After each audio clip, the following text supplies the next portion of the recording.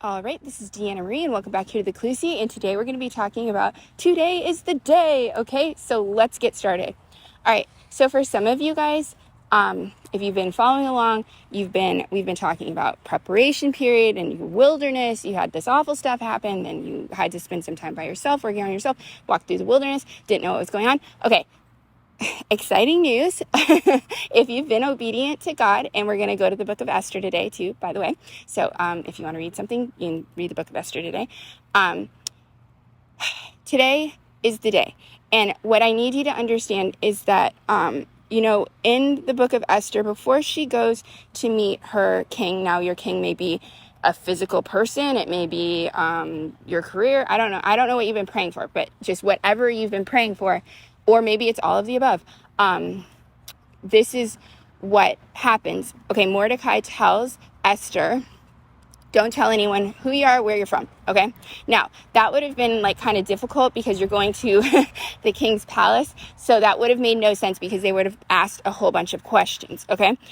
But if you listen to God, probably what you were doing didn't make sense. It didn't look like what everybody in the church is doing, and it doesn't look like what everyone around you is doing and stuff like that. But you need to understand that if you were listening to God's directions, He has you following these specific things because He knows what you need to do to get what you're praying for. He's the only person that can see into the future for you.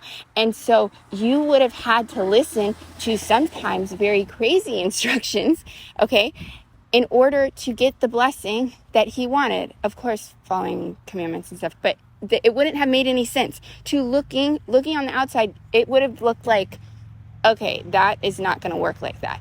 And so if you've been obedient,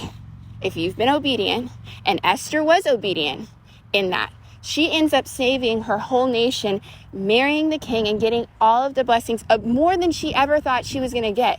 I'm pretty sure when she walked into the palace, she was not expecting to be the queen. She was just like, oh, I hope I'm just a concubine. I'll just sneak on in and I'll just do what I'm supposed to do. I don't think she really thought she was going to be queen until she got in there, and then she started getting specific instructions and seeing little blessings here and there.